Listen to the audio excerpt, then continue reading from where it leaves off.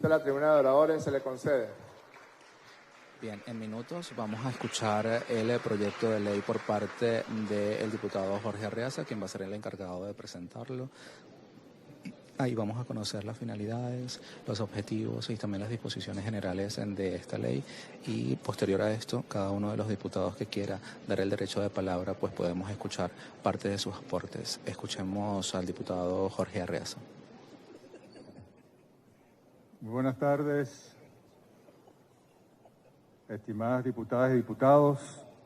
Tremenda responsabilidad que mi primera intervención como diputado de la República sea nada más y nada menos que para presentar este proyecto de ley que nos envía el Ejecutivo, la presidenta encargada Delcy Rodríguez, y nos consta desde la mejor de las intenciones, desde su corazón de mujer valiente que está enfrentando esta circunstancia tan particular y tan riesgosa, y que está dispuesta a tomar las decisiones a que haya lugar para que la patria se conduzca por los caminos de la paz y la prosperidad.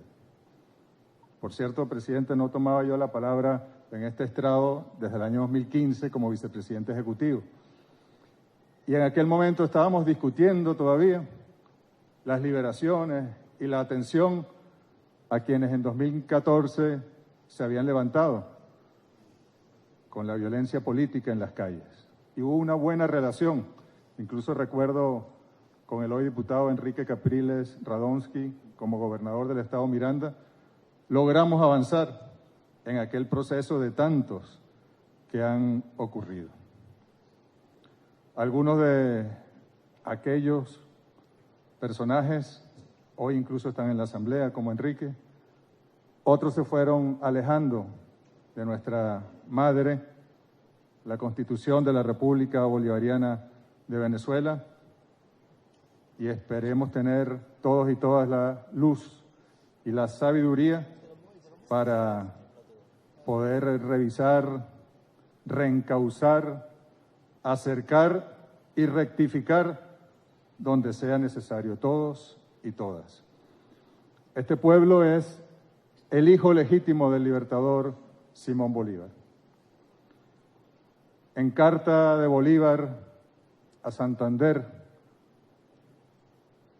en junio, 10 de junio de 1820, Bolívar explica que el huracán de la independencia le había llevado a distintos rincones sin que su voluntad privara por delante, y luego le dice, cito, «Yo me hallo en alta mar buscando un puerto donde desembarcar.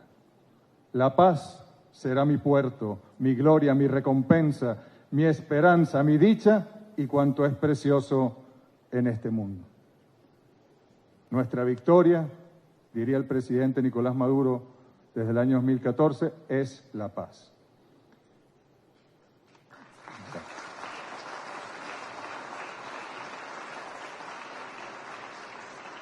Pero esas palabras fueron del 10 de junio. El 25 de noviembre de ese mismo año, 1820, se firmaban en Trujillo el Tratado de Armisticio, el 25, el Tratado de Desregularización del 26, y el 27 de noviembre se abrazaba y ratificaba aquellos tratados nada más y nada menos que con el general Pablo Morillo, el supuesto pacificador jefe del ejército realista.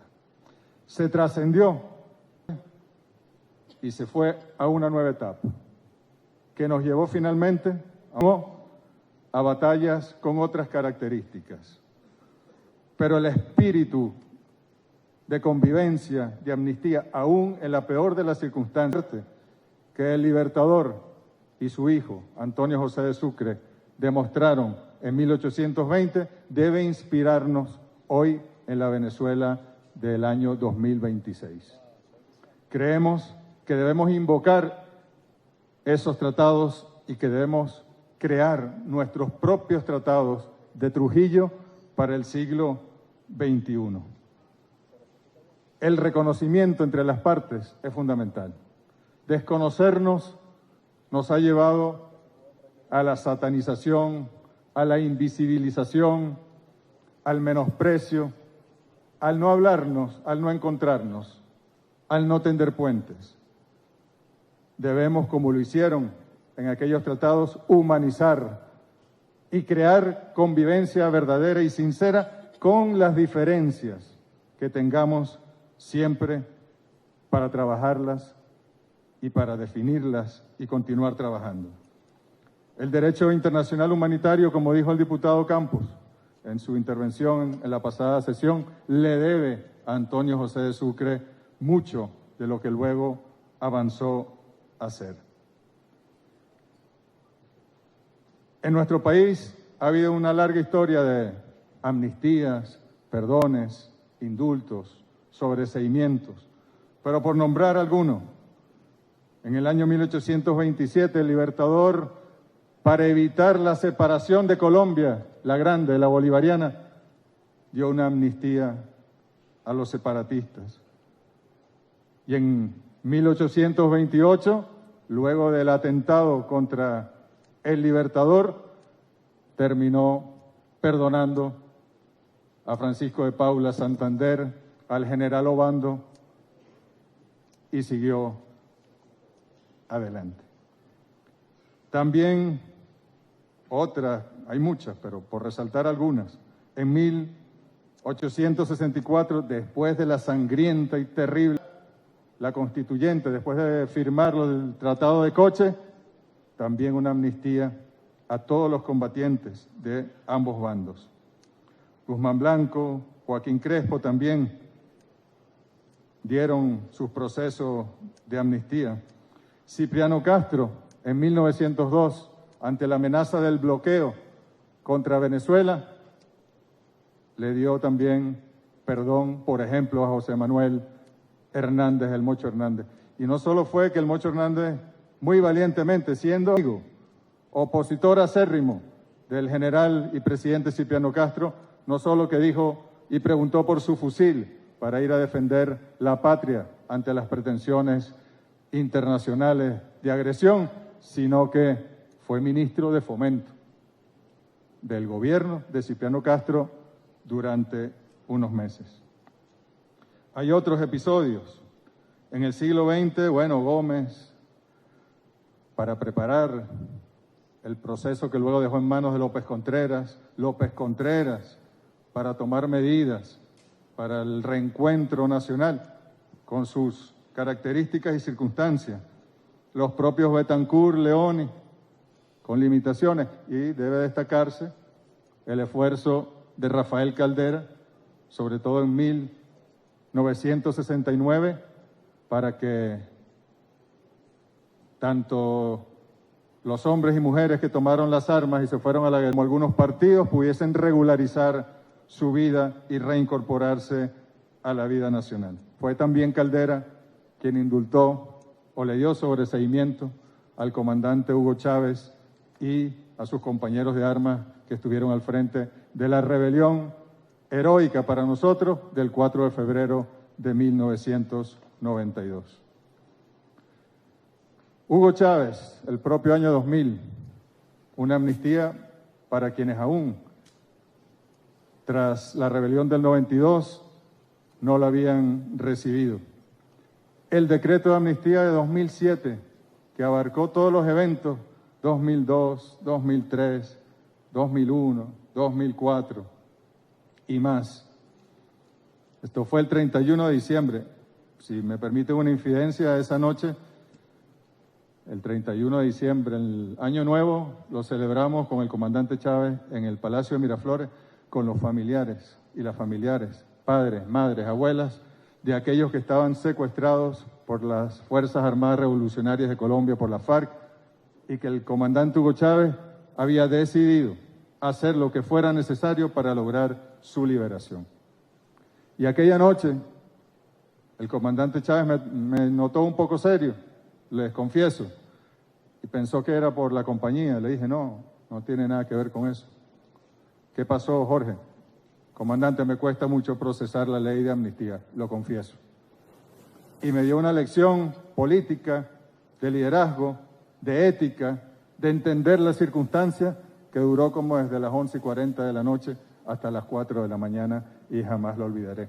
Y está presente también el espíritu conciliador del comandante Hugo Chávez.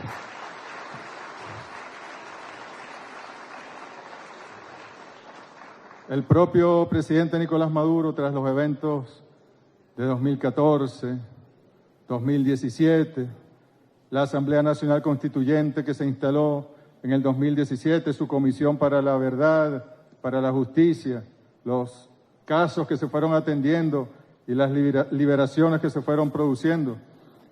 Luego, desde este hemiciclo, la Asamblea Nacional que gana las elecciones en 2015 trató de tergiversar el espíritu y utilizar la amnistía para echar leña al fuego de la confrontación. Pero bueno, llegamos a 2026, llegamos al 3 de enero y nos obligan las circunstancias, en el mejor sentido, nos obliga la patria a ser responsables, a sanar heridas, a reconocernos, a entendernos y a construir en conjunto los pasos y los caminos y las brechas.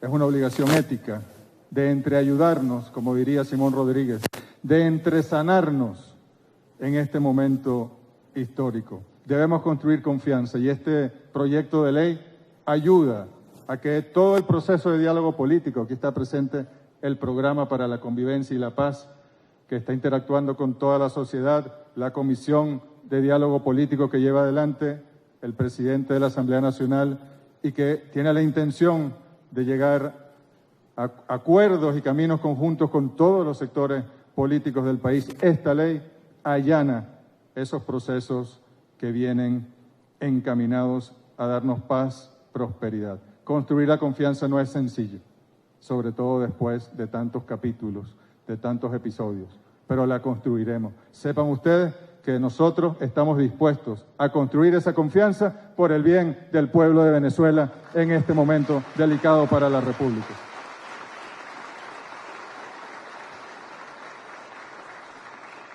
Cuando la presidenta encargada Delcy Rodríguez, en la instalación del año judicial, inmediatamente y sin rodeos, propone esta amnistía general, este proyecto de ley, porque le corresponde al Poder Legislativo, de amnistía para la convivencia democrática, lo hace con la certeza de que es pertinente, de que es necesaria y de que estamos, y quizá el 3 de enero nos ayudó a madurar aún más rápido, estamos lo suficientemente maduros como para asumir este nuevo momento y esta nueva etapa. Es una ley cuyos pilares se basan, por supuesto, en la facultad de esta Asamblea en el artículo 187 de la Constitución, sus pilares, la libertad y la justicia, el pluralismo político y sobre todo la preeminencia de los derechos humanos. La única limitación la pone la Constitución en el artículo 29 de aquellos casos, como por ejemplo, puede ser las violaciones graves a los derechos humanos y crímenes de lesa humanidad, los crímenes de corrupción, el tráfico y el homicidio intencional. Los primeros artículos de esta ley, por supuesto, aparte de su exposición de motivos, de las definiciones, del objetivo, van abriendo el procedimiento para lograr el objetivo. Y el resto de los artículos de una ley que debe ser corta, se definen los hechos amnistiables y el procedimiento de ejecución y aplicación concreta de esa amnistía en este momento. Esta ley busca consolidar lo que nuestra Constitución obliga en sus principios fundamentales, el Estado democrático y social de derecho, pero sobre todo de justicia.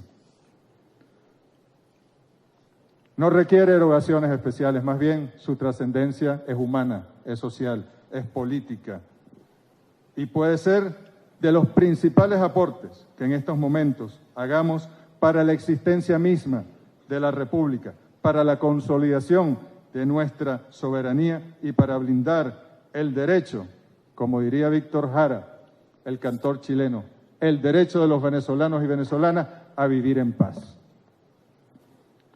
Que nadie asuma esta ley como una señal de debilidad. Que nadie la use para alimentar agendas ocultas, mezquindades, cálculos políticos parciales. Nadie. Ni en el chavismo, ni en las oposiciones. Debemos tener sabiduría y conciencia del momento político que nos exige y nos demanda el pueblo asumir en este momento. Que nadie confunda tampoco esta iniciativa del Ejecutivo Nacional con impunidad y cartas blancas.